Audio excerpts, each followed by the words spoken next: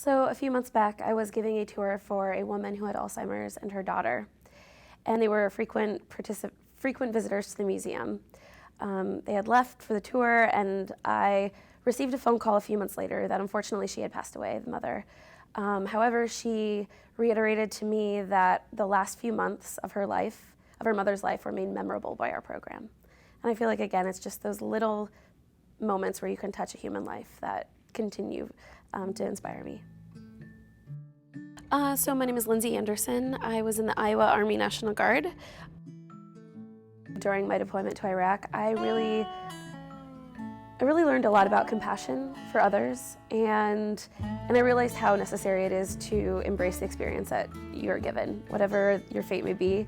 And I think that's something that's definitely stuck by me, and realizing that, we're all on different tracks in life, but being able to use like those ripples in the waves, or those things that seem like obstacles, to help you overcome. When I was over there, it wasn't all great experiences, but I think that just speaks to the power of resiliency of the human nature, and the fact that even though we can endure these really difficult situations that seem irrevocably difficult, that we all do really have the ability to overcome in time. And oftentimes it's time and telling your story and finding a passion. And during my downtime, which is kind of few and far between, but there is definitely downtime, rather than playing video games or reading even, I was really exploring the post.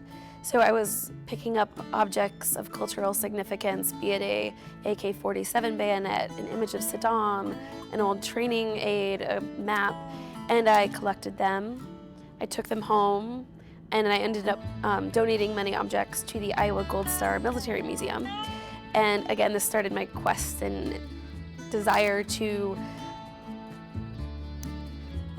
keep cultural heritage, to study it, to question its history, and hopefully display it for others to understand the person behind the stories that we hear, like read in our textbooks, but to kind of have some tangible objects left behind. What I hope to offer is the opportunity for other scholars and veterans to see that service can mean a lot of things. You don't have to just go into law or policy or economics or environment to make some major change, and that art and music and other routes can also help communities.